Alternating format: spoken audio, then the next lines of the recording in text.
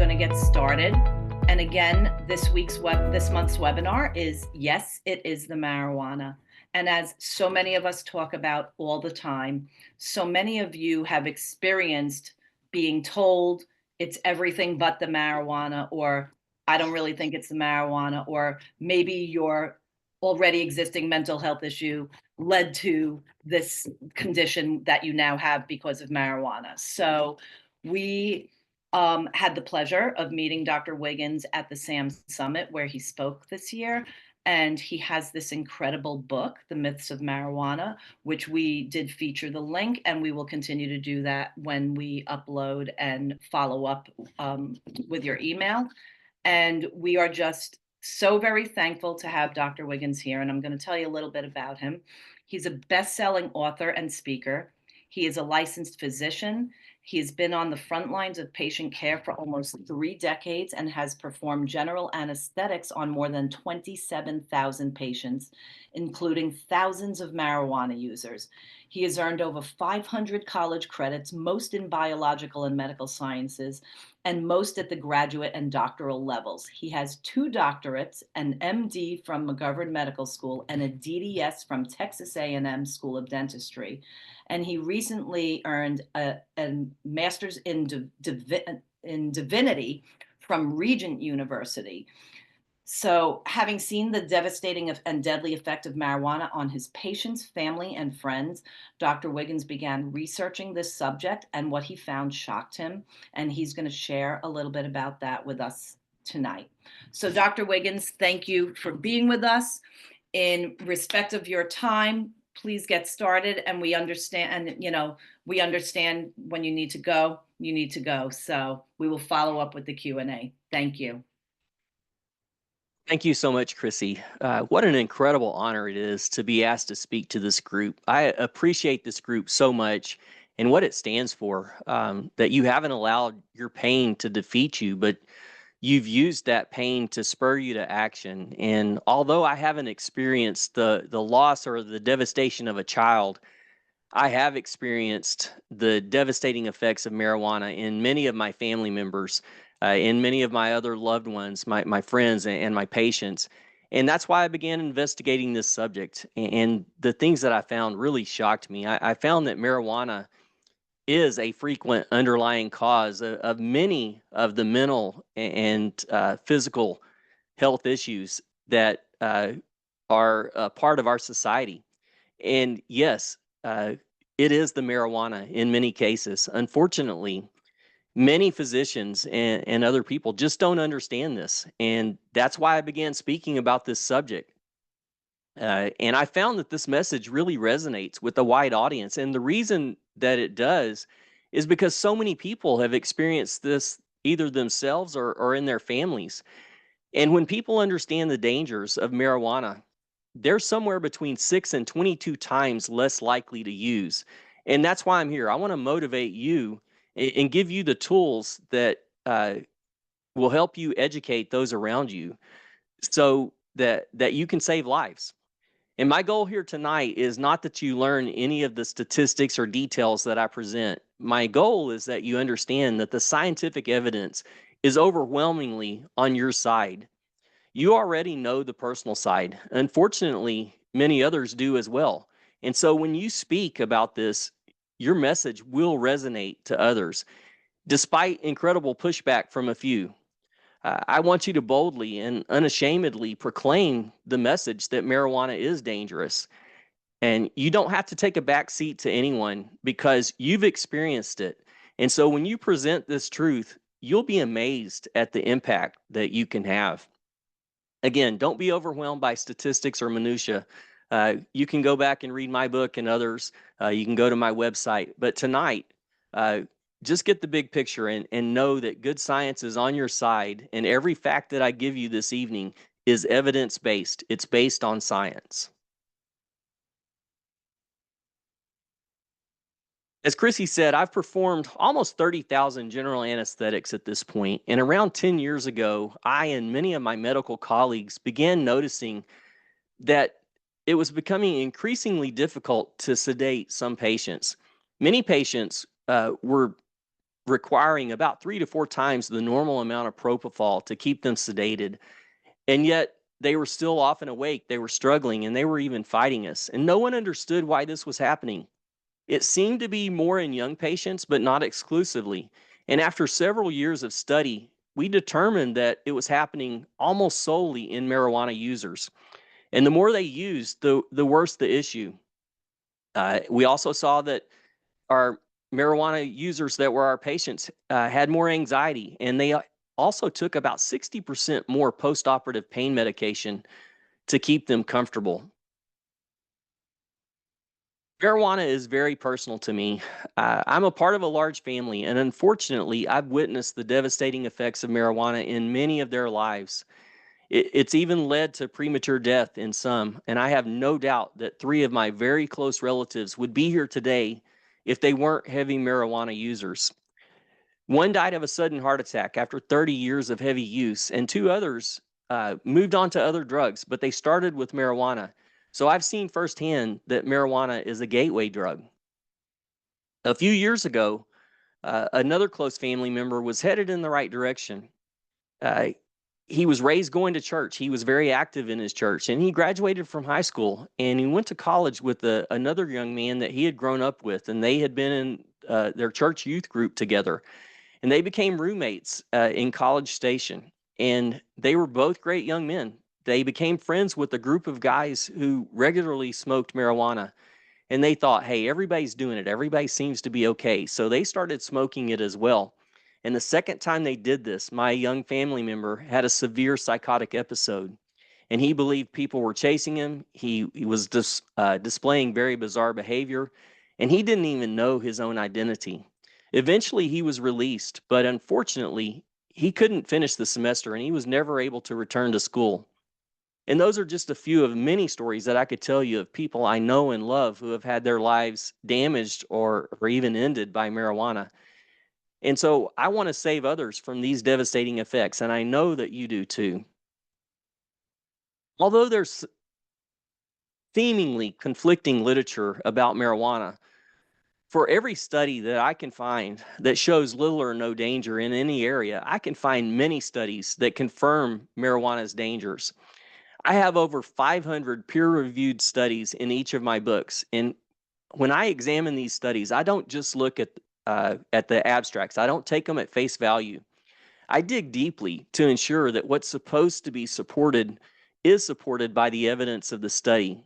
And I can say beyond any reasonable doubt that good science is on our side. It's on the side of saying that marijuana is dangerous. It's not on the side of pop culture and much of the media. Marijuana is the most commonly used addictive drug behind alcohol and tobacco. And marijuana is most often produced from the cannabis sativa plant. And I know that most of you know this, but just in case, I'm going to go over just the basics of it here. Um, this plant contains about 569 known chemical substances, and approximately 129 of these are cannabinoids or active substances. Most of those we know little about. THC and CBD are the 2 main cannabinoids, the active substances. And THC is the compound that's most responsible for the mind-altering effects of marijuana. And today, most marijuana is used recreationally, but as we'll see in just a moment, some is used medically, but there is no federally recognized use for medical marijuana.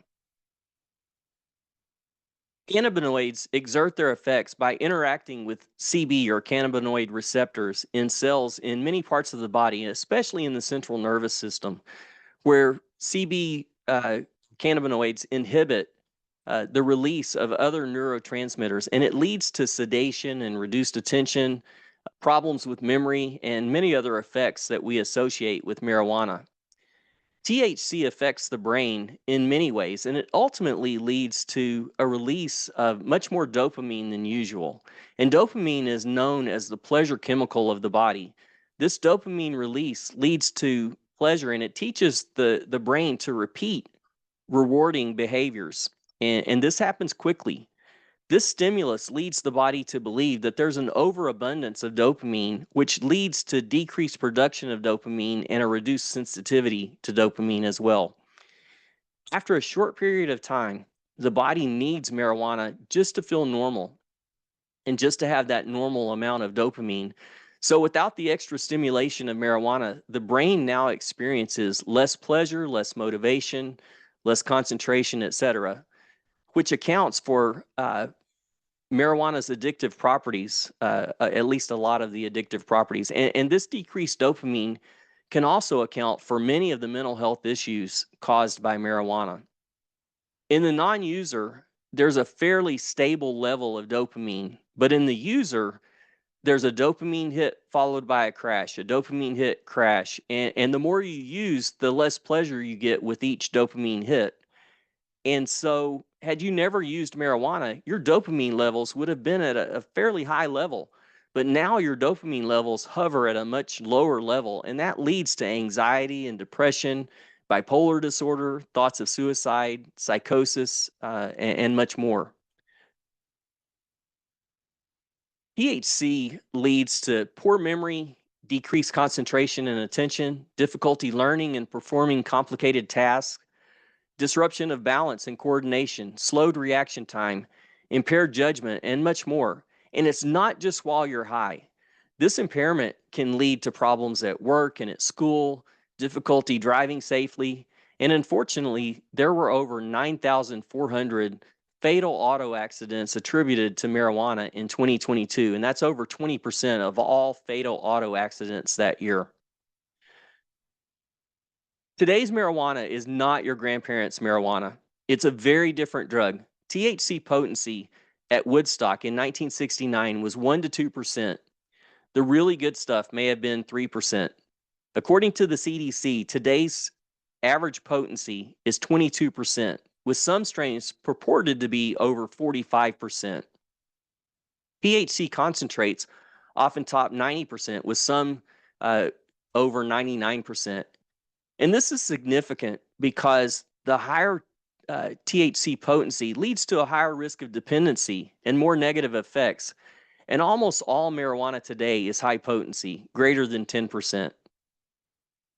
Today's higher potency marijuana has led to a completely new understanding about marijuana and about marijuana addiction. High potency marijuana leads not only to psychological addiction, but it leads to true physical addiction. And according to the CDC, 30% of marijuana users suffer from addiction, and that's called cannabis use disorder. 46% of marijuana users between the ages of 12 and 17 have cannabis use disorder. They're addicted. And the National Institute on Drug Abuse says that up to 50% of daily marijuana users become addicted. High potency marijuana carries a 4 to 5 times risk of cannabis use disorder. Even though advocates of marijuana say that legalization causes no negative effects, cannabis use disorder is 20% more prevalent in states that have legalized recreational marijuana, and it's 25% higher among our youth. So let's talk about the medical effects of marijuana's effects on the body. We'll start with marijuana's effects on the lungs. Knowing what we know about smoking tobacco and what that does to the lungs, it's not difficult to comprehend that marijuana has similar effects, but marijuana's effects are much more devastating. The American Lung Association says that smoking marijuana clearly damages the lungs and it stops them from working properly. Damage from smoking marijuana leads to symptoms such as chronic cough, phlegm production, asthma, wheezing, and bronchitis. And to 20 cigarettes when comparing lung cancer risk. One joint is equivalent to 15 to 20 cigarettes when comparing lung damage and inflammation. And the risk of lung cancer in a moderate to heavy marijuana smoker is 5.7 times that of those who don't use marijuana. And also keep in mind that secondhand marijuana smoke can cause many of the same issues. Let's look at the heart. Marijuana has devastating and potentially deadly effects on the heart, and most people have never heard of these effects. Even as a doctor, I was unfamiliar with the effects until I began studying this in great detail. Marijuana leads to increased blood pressure, increased heart rate, increased inflammation in the bloodstream, increased carbon monoxide in the bloodstream, much greater than that of cigarettes, and a decreased oxygen supply in the bloodstream. There's a there's 5 times more carboxyhemoglobin in the bloodstream of a marijuana user versus that of a tobacco smoker. Blood pressure is often 20 to 100% higher than normal, and heart rate is elevated beginning within minutes after smoking marijuana. And this increased blood pressure and heart rate lasts 2 to 3 hours. Each of these effects can harm the heart. Circulation published an article based on work by a Harvard professor, and it showed that the risk of a heart attack is 5 times higher than normal for the first hour after smoking marijuana and 2 times normal for 2 hours. A study of 33,000 patients showed a doubled risk of heart attack in marijuana smokers. The risk is higher in those who use at least 4 times per month. A study published by the Mayo Clinic followed people for 3 years, and it found that the overall risk of a heart attack is 2.5 times higher in those who abuse marijuana versus those who don't. And this is a brand new study that I'm about to tell you about here. Just recently, I just saw that part of it came out this week. There was a huge study, and it was published, and it showed 6.2 times a 6.2 times risk of a heart attack in those ages 50 or under who use marijuana, a 4.3 times risk of an ischemic stroke, the most common type of stroke, and a 2 times risk of heart failure.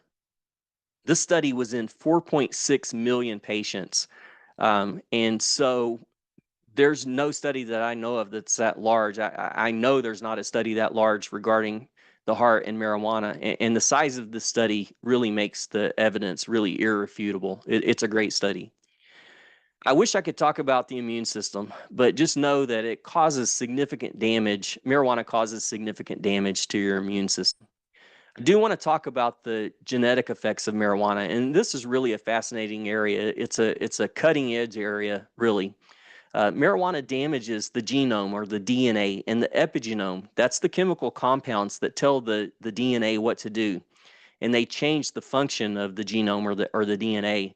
They lead genes to be expressed or not. They turn genes on and off. And the effects of cannabis in the genome, and especially in the epigenome, are causally related. They cause many types of cancers, congenital anomalies, accelerated aging, and more. And the epigenetic effects, what's really fascinating about them is they're transgenerational. In other words, they affect subsequent generations down to the 4th generation. So when a person uses marijuana or CBD or any other cannabis product, they're not only affecting themselves, but they're affecting their great grandchildren. Marijuana can lead to GI side effects as well, such as acid reflux, peptic ulcer disease, pancreatitis, and a phenomenon that's probably not as rare as many people think, called CHS, or cannabis hyperemesis syndrome. CHS usually occurs after years of use, and it's characterized by abdominal pain and persistent nausea, often in the morning. During the hyperemetic phase, there's repeated vomiting and retching. It's often characterized by something called scromiting, and that's vomiting and screaming at the same time because of the intense abdominal pain. Warm showers or baths can lessen these symptoms, but CHS is really only cured by at least days or months of abstinence. Those who try to cut back usually don't get relief. They need to completely quit to get relief. Let's look at marijuana's mental health effects. Marijuana is absolutely devastating to mental health. Mental illnesses linked to marijuana include mood disorders or affective disorders such as depression and bipolar disorder, anxiety disorders such as generalized anxiety disorder and PTSD, psychosis, including cannabis-induced psychosis and schizophrenia, personality disorders, and substance use disorders like CUD. And marijuana's effects on mental health may be long term and even permanent, especially in developing brains. A 2019 study published in Psychological Medicine conclusively showed that cannabis causes psychosis and cognitive decline. A study in JAMA Pediatrics reveals that 43% of adolescents who use marijuana report experiencing at least one psychotic symptom. And cannabis induced psychosis can lead, again, to long lasting and possibly even permanent psychosis. Almost half of those who have cannabis induced psychosis will later develop bipolar disorder or schizophrenia, and this is called conversion. The risk of conversion is much higher with cannabis users than with other drugs, including cocaine, methamphetamines, hallucinogens, alcohol, etc. So, although many people believe that marijuana is safer than these drugs, there are many ways that marijuana is as dangerous or more dangerous than these drugs. A 2020 meta-analysis, which is the most powerful type of study there is, confirms that cannabis-induced psychosis often converts to schizophrenia. And a Finnish national study showed a 46% conversion rate at 8 years. The risk of schizophrenia is 2.5 times higher after any use of marijuana before the age of 18. And those who start before the age of 18 and use at least 50 times during the next 15 years are much more likely, or they're 6 times more likely to develop schizophrenia. A 2022 study shows a 3 times risk of psychosis in marijuana users compared to non-users, a 4 times risk in frequent users, and a 5 times risk in those with cannabis use disorder. Even a few uses of marijuana can lead to long-lasting psychosis. A meta-analysis, again, the most powerful type of study there is, in the Lancet Psychiatry, concluded that even a single dose of THC can lead to psychosis. And cannabis use in the preceding 5 years more than doubles your risk of new onset schizophrenia. Cannabis use in adolescence leads to an increased risk of psychosis, depression, and anxiety, not only immediately, but much later in life as well. A British study reported that cannabis use was present in almost half of those presenting to the hospital with the first episode of psychosis. And marijuana legalization leads to more cannabis-induced psychosis, and states with more liberal laws regarding marijuana have significantly more hospital admissions due to cannabis-induced psychosis. Marijuana use is associated with antisocial, borderline, and schizotypal personality disorders. So when you see that loved one who has a personality that has drastically changed with marijuana use, there's science behind that. One of the most common reasons that people use marijuana is because they believe it will decrease their anxiety. Actually, what happens is really the opposite. When you come down from marijuana, there's at least an equal and opposite effect, and you'll have more anxiety than those who don't use. There's a 92% increase in anxiety disorders in those who smoke high potency marijuana. And that's pretty much all marijuana that's out there today. Regarding mood disorders, marijuana causes depression not just immediately, but potentially for years and decades down the road.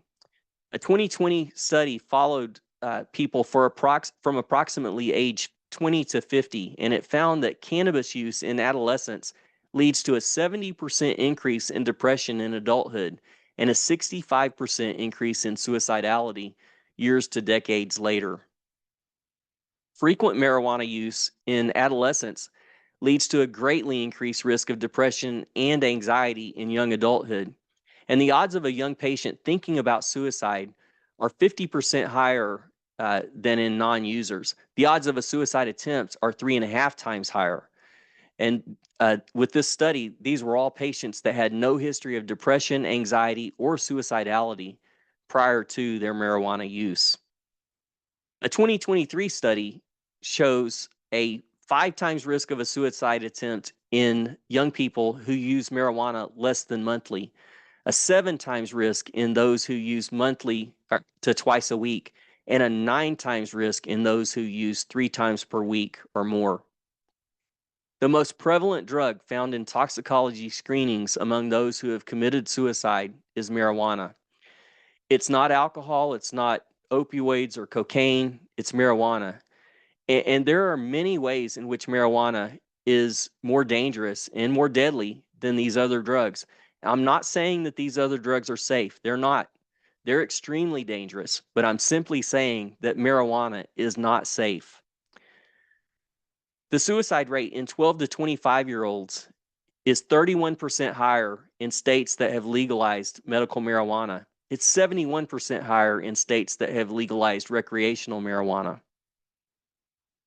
I'm often asked, is marijuana a gateway drug? And almost all of the former users and their family members that I interviewed for my books shared the view that marijuana is a gateway drug.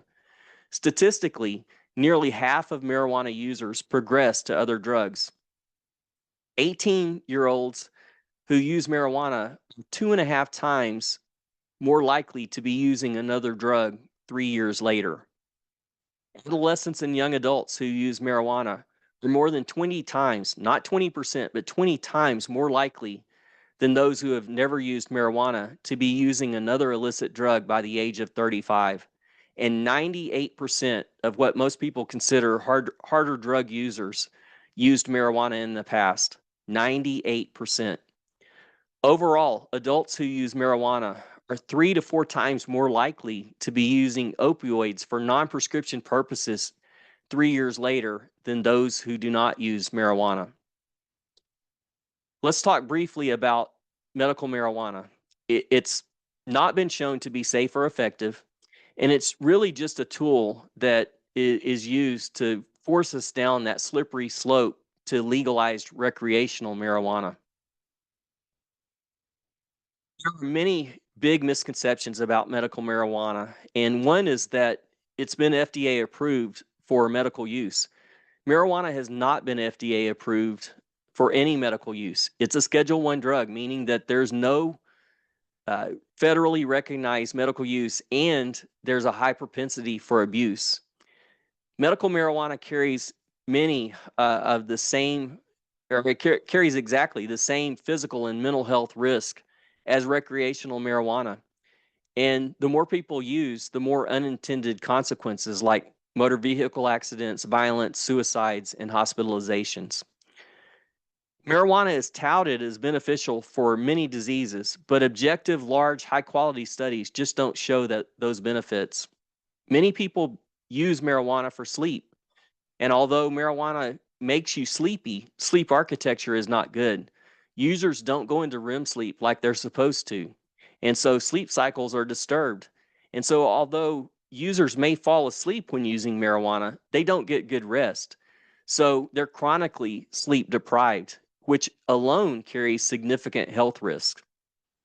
And although many believe that marijuana helps cope with symptoms of cancer, asthma, Parkinson's, glaucoma, Huntington's disease, epilepsy, IBD, and numerous other medical conditions, these beliefs are baseless. There's no credible research on these diseases that supports this view.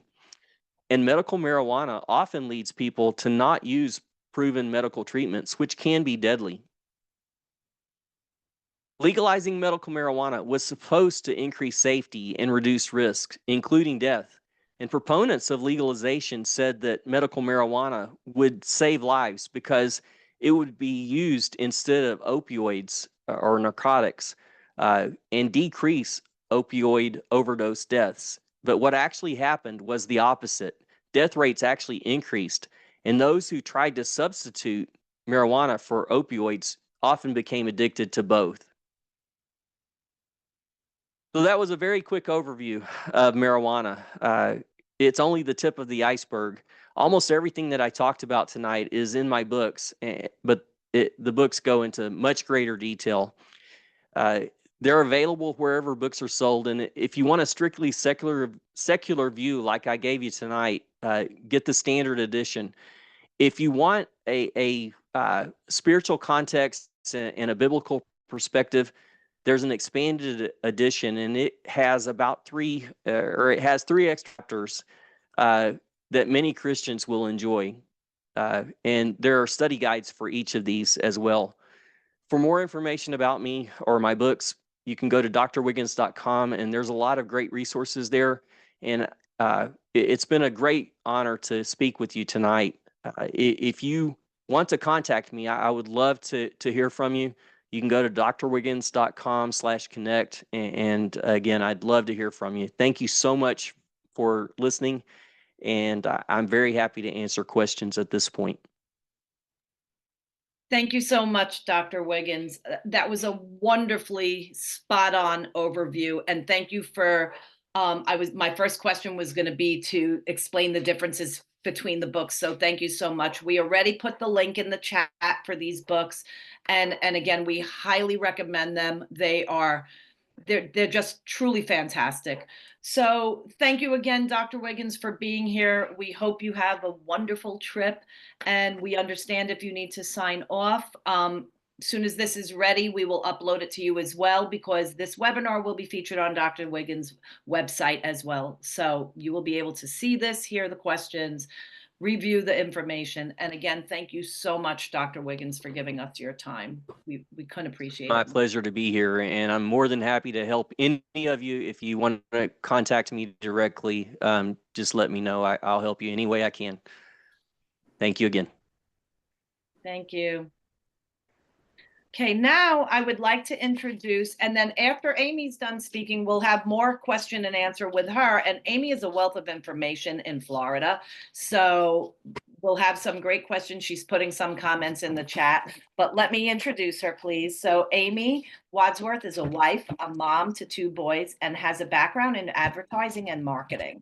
She became an avid volunteer within the West Hartford, Connecticut community when her sons entered elementary school. She focused most of her efforts on prevention and is now involved with the West Hartford Prevention Council, created after her sons both graduated from high school. Amy is also an active advocate for Johnny's Ambassadors, for us here at Parent Action Network and SAM, and for the Treatment Advocacy Center. After her experience with her son's cannabis-induced psychosis, Amy became a wealth of information on valuable resources for treatment, options, interventions, and legalities surrounding involuntary treatment, especially with Florida's Marchman Act. She consistently makes herself available to help other parents looking for reliable resources to help find help for their loved ones. So Amy, given what you've been going through the past couple of weeks, thank you so much for being here, and I'm turning it over to you.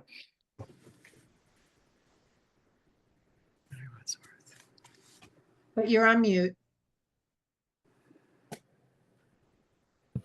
All right, I was typing, I'm muted, and now I'm unmuted. All right, so Dr. Wiggins was very thorough in his coverage of CIP and the medical ramifications, and really I'm piggybacking off of that. Right now, actually, my son is hospitalized. He was in treatment for 2 years, and he went back to college, and he is not a Delta 8 user, but he had access to it at his dorm, and he relapsed with Delta 8, and it sent him into a severe psychotic episode just on Wednesday of last week.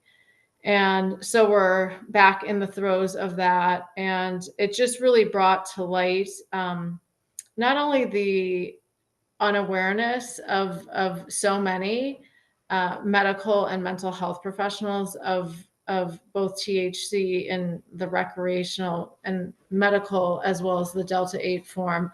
But there's just so much workaround in every way to really promote these products as safe. This product is actually, Delta 8 is actually illegal in Connecticut as of January 1st. There are now 2 bills that require Delta 8 to only be sold out of licensed dispensaries, and these licensed dispensaries have to sell products that are adequately labeled. And the product my son accessed through his dorm mates at a smoke shop literally 10 feet within the college campus, had product that they were selling out of a suitcase illegally. I went to the store. I suspected that's where he bought it. I played the nervous, uninformed mom, and I went in there saying I was so worried that my son got a hold of street marijuana, and it would be such a relief if I knew that this product came from the smoke shop, because then I would know it was safe, even though that's a joke. And the woman behind the counter reluctantly pulled out a large suitcase with all these unmarked tinfoil pouches that matched what my son had. And it was Delta 8. It was being sold illegally out of an unlicensed dispensary.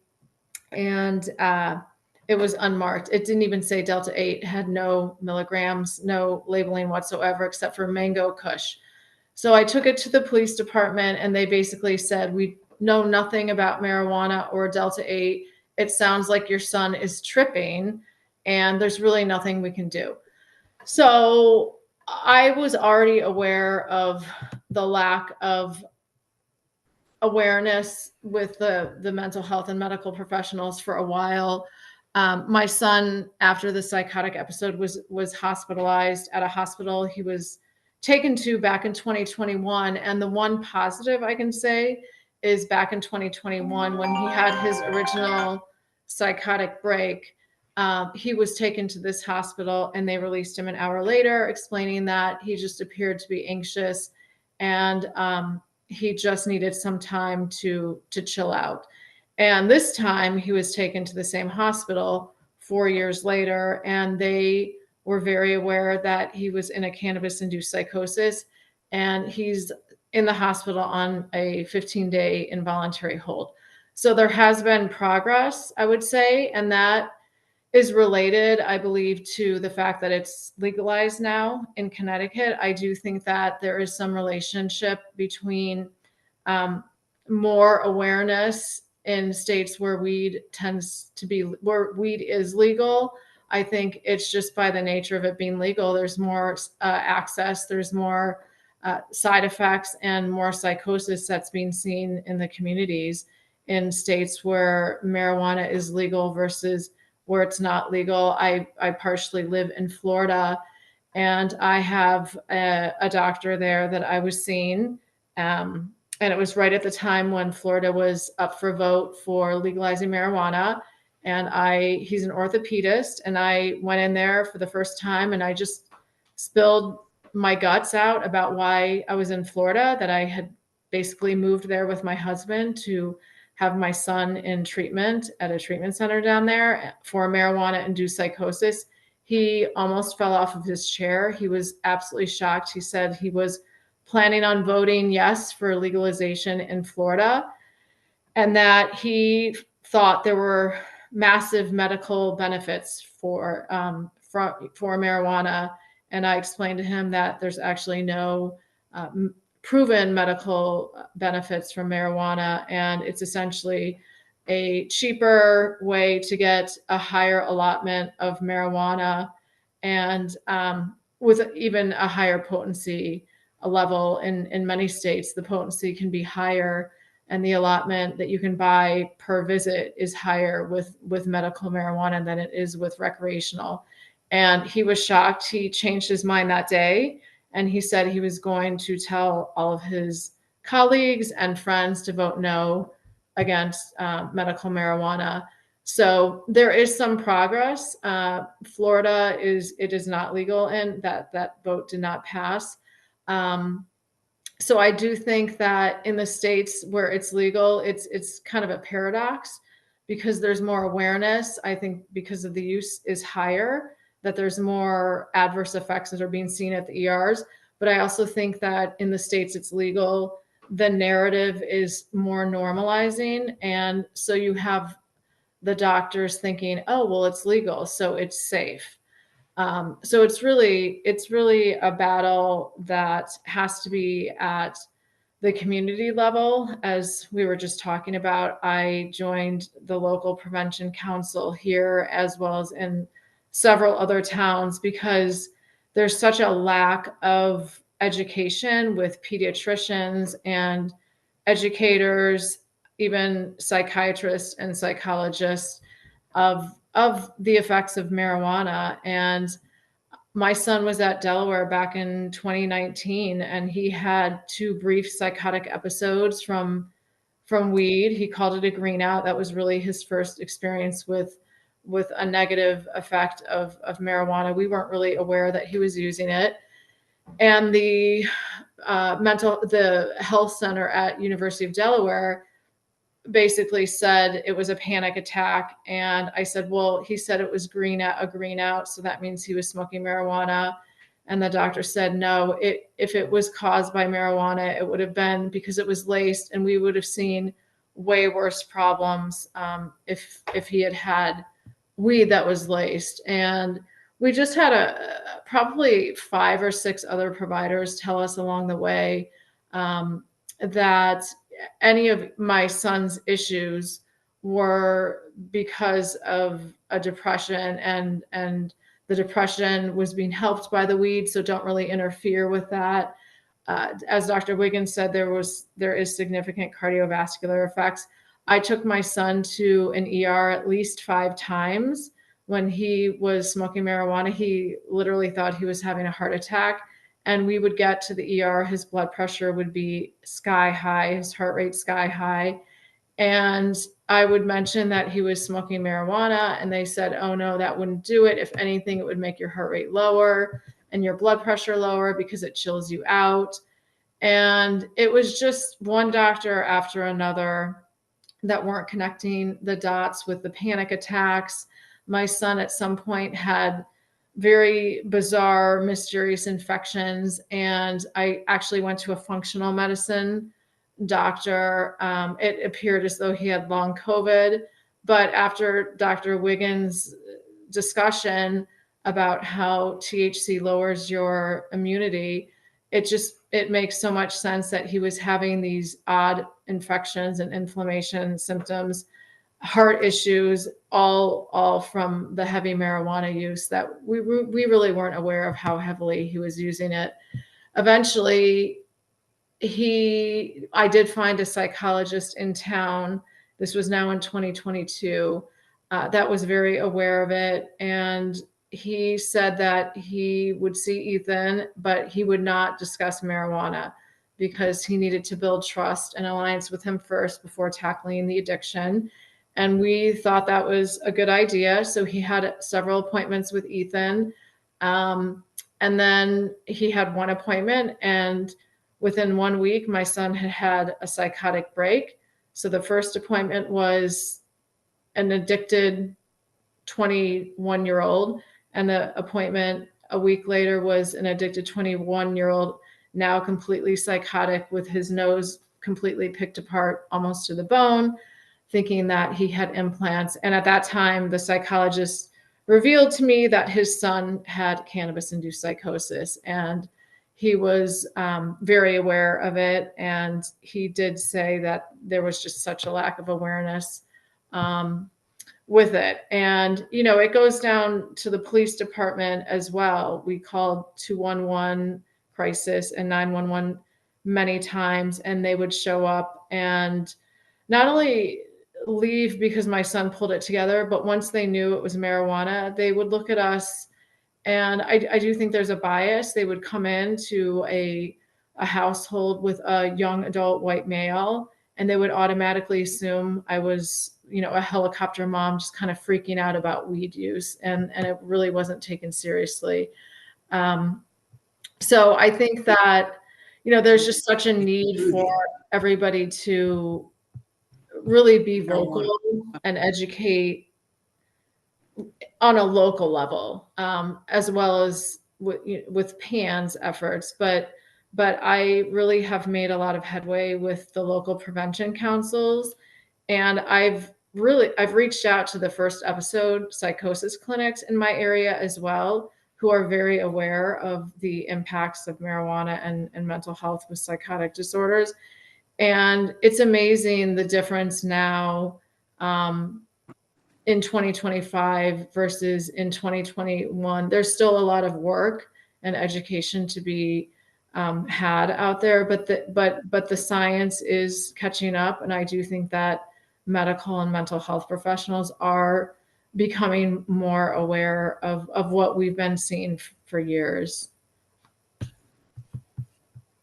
So I urge everybody to really reach out to their local schools, not necessarily to the police departments. I don't know if that's the best route, but we're reaching out to the police departments through our local prevention council. And I'm sharing my story. I really hesitated at first out of my son's privacy. This is the town he grew up in. I mean, he has friends that are still here. He's 24. We are very ingrained in this community, but at this point, it's not just his story, it's our whole family story. And I really feel that if I have to expose a little bit and be vulnerable, it's worth it, because there's just such a lack of awareness, really wide scale. And I just think that it's really something that we need to speak up about and not have shame. These are unintended consequences. I mean, my son, our kids, they never intended to become addicted and psychotic. They bought into a narrative that they were using something healthy and safe. And I will literally spend at least a portion of the rest of my life just continuing this advocacy, because this changed the trajectory of our life and my son's life and my entire family's life. And if he had never smoked marijuana, and he's hospitalized right now, and the doctor agrees, the doctor he's seen right now, he understands it's 2025, it's different than 2021. And he agrees, if he had never smoked marijuana, he would not be in this psych hospital right now.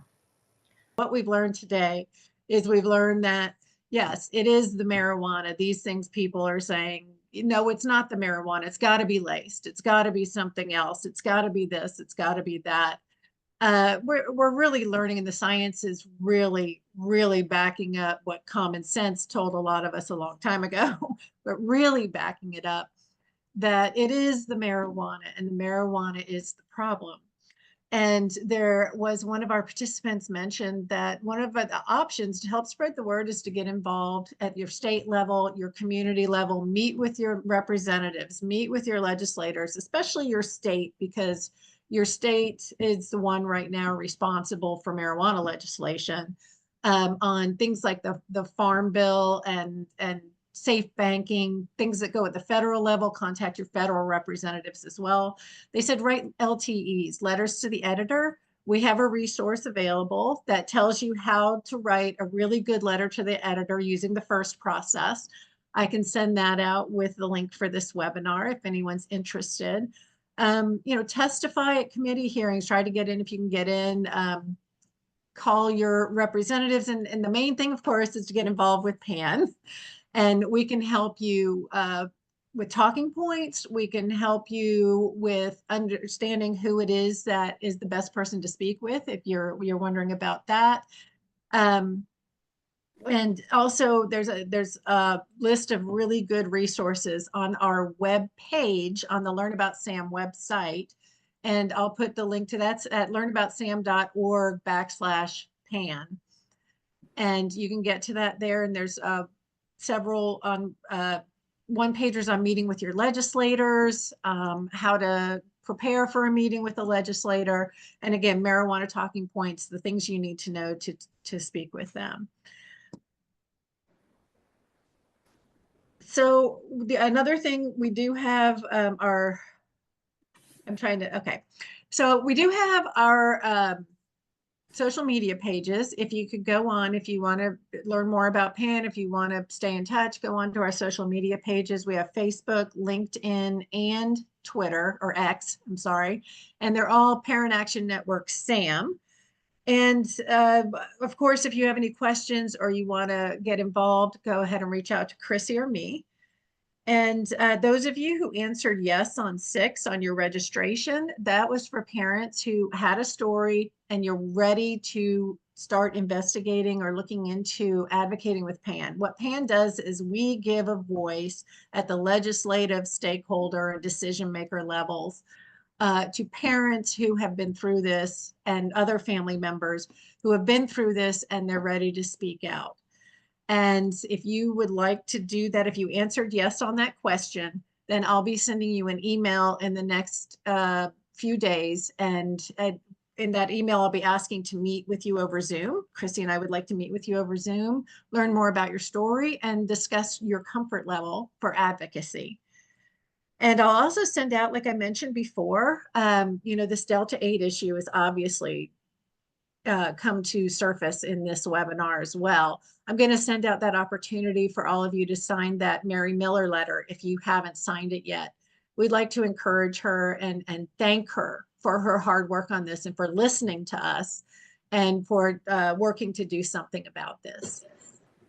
So I think that is about it. We went a little bit over today. We'd like to thank all of you for coming, and Amy and Dr. Wiggins, if you have any questions for them, please let us know. I'll be sending out Dr. Wiggins' resources, a recording to this Zoom session, and anything else we need. Dr. Wiggins said that it was okay if you contacted him, so I'll be sending his contact information and a few other resources within a week of this webinar. So we thank you all for coming and have a great evening.